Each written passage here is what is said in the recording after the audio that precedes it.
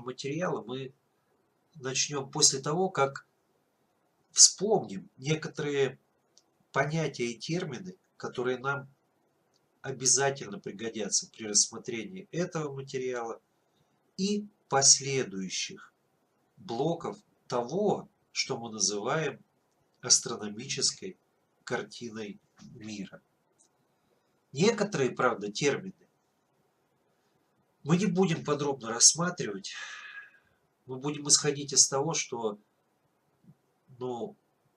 что-то нужно просто знать или вспомнить. Такие термины, например, как гравитация. Невозможно вспоминать на уровне определений каждый термин.